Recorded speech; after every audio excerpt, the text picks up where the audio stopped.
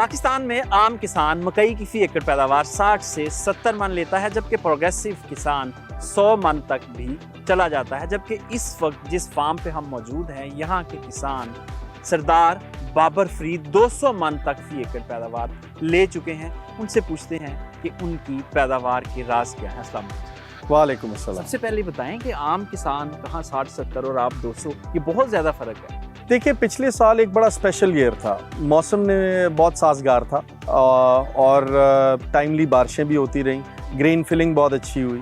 तो हमारे कुछ 3 ऐसे एकड़ थे जो हम टेस्ट कर रहे थे, एक सीड उसने हमें इस लेवल पे पहुंचाया। बाकी हमारी फार्म एवरेज 170 के इर्द गिर्द पिछले साल रही।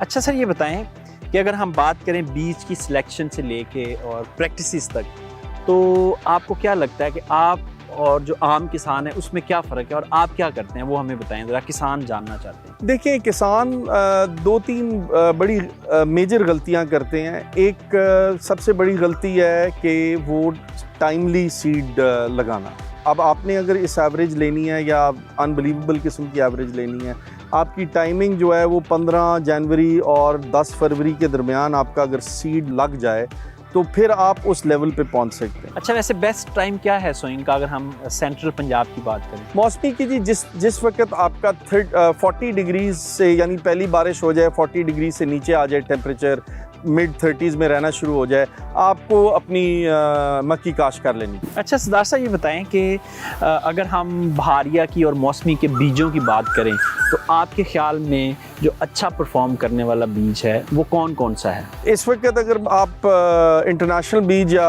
अपना बाहर के जो बीज आ रहे हैं वो उसकी बात करें तो आपकी 80-22 है, वो बहुत अच्छा बीज है डिकैल्प का।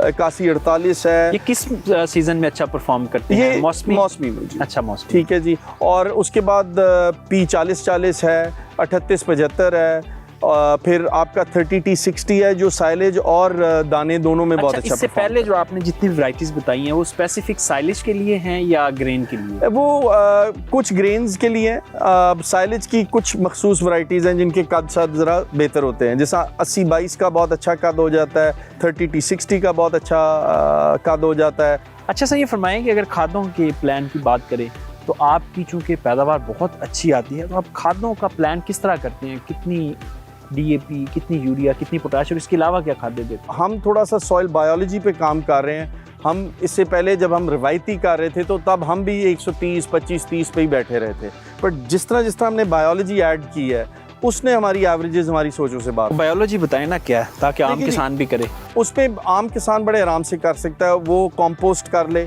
ठीक है जी। हम तो DAP भी नहीं यूज़ कर रहे, हम रॉक फॉस्फेट से अपने फॉस्फोरस का जो हिस्सा है वो ले रहे हैं और उसको हम कंपोस्ट करके, जिसको BOP भी आम ज़ुबान में कहते हैं, मगर आप खुद बनाएं तो। केमिकल खादों की अगर बात करें तो नॉर्मली किसान 1 से 1.5 बैग DAP डालता है, तो बाकी जो खादें हैं, जो नाइट्रोजन है, वो कितने बैग्स डालने चाहिए और कितने अरसे तक, किस स्टेज तक जो हमारा यूरिया है उसकी मिकदार पूरी हो जानी चाहिए? नाइट्रोजन हम जो मैनेज करते हैं वो हम ऑलमोस्ट 4.5 बैग्स करते हैं, मगर हम नाइट्रोजन इसको जब तक ये आम तौर पे जिसको कहते हैं गोडे पे ना आ जाए, या इस आप कह लें V5, V6 एक इसकी स्टेज है, उस पे ना आ जाए, हम नाइट्रोजन इस्तेमाल नहीं करते। और उधर से फिर हम नाइट्रोजन इस्तेमाल करते हैं और दबा के करते हैं।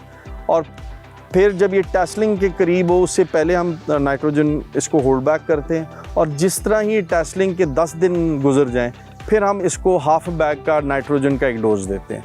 अच्छा, ये छल्ली मैंने देखी है आपके खेत की, ये माशाल्लाह बहुत ज़बरदस्त भराई हुई है, दाना बिल्कुल तैयार है।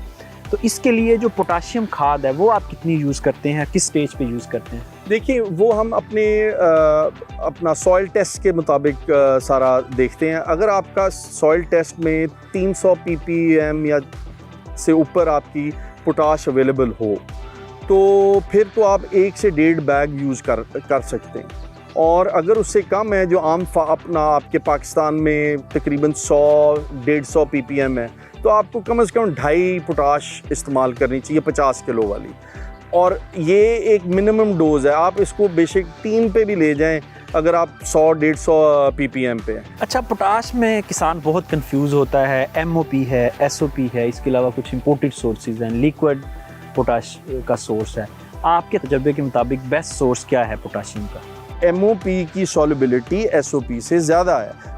MOP I think if I am not wrong 313 ग्राम पर लीटर STP पे है और MOP 112 या 20 इस तरह ग्राम पर लीटर है। MOP जो है वो बड़ी स्लो रिलीजिंग है, उसका मोड जो है वो स्लो रिलीजिंग है, तो इसका मतलब है कि उसको अर्ली स्टेज पे डालना है। बिल्कुल अर्ली स्टेज पे डालें, वो अवेलेबल आपको है, ऐसी कोई बात नहीं है, वो बहुत सॉल्युबल है, ये सॉल्ट है, उसको आप अगर आपको PCV मिले तो वो उसी वक्त अपना सॉल्युबल हो जाती है। मकई के लिए MOP चूँकि है भी सस्ती और अवेलेबल भी है, तो मकई के लिए आप MOP ही यूज़ करते हैं? दुनिया 99% दुनिया MOP ही इस्तेमाल करती है। अगर आप MOP की सेल देखें तो 80% दुनिया MOP इस्तेमाल करती है।